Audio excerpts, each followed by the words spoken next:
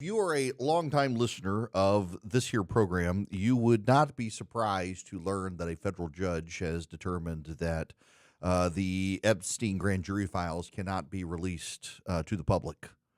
And it's no surprise at all because a lot of names we have been led to believe, probably accurately, have come up in the grand jury investigation. Many of those people innocent. They just had ties to Epstein. If their names came out, they could be tarred and feathered, inappropriately so. And so a judge has said, nope, you can't release the Epstein grand jury documents. It would not be good, and there's too much stuff that isn't related to criminality.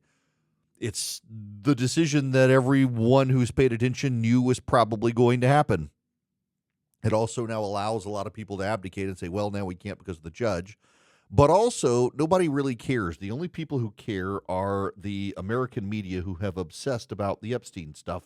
Harry Itten on CNN shows hardly anybody cares about this stuff. I would say that this is, from at least a political point of view, quickly turning into a dud of a story. What am I talking about here? Which is wild. Which is wild. Where this has been for 3 weeks now. Exactly. Take a look here. Google searches for Epstein down 89% versus just 3 weeks ago, falling through the floor. It is no longer the top term searched alongside Donald Trump's name. That's been trading off between Taros and Vladimir Putin, with obviously the meeting coming up later this week. But at this particular point, the American people's interest in this story, it's quickly becoming something of a nothing burger. What's so notable about this is after multiple weeks of aggressive media coverage, because they were convinced that this story was going to be it. This was going to be what divided the president from his base. That's the only reason, by the way, the media cared about the story, is because the media itself became convinced that the president would be divided from his base over Epstein. It was never going to be.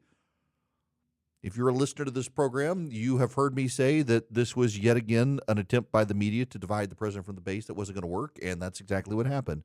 After 3 weeks of aggressive coverage, hours worth of coverage from the mainstream media over Epstein, the Republican base is secured and most people don't care. They've moved on to other things. The world has moved on, which is good. And there are far more serious topics out there to talk about than the Epstein stuff. But the media, of course, only cared because they thought they could hurt the president with it.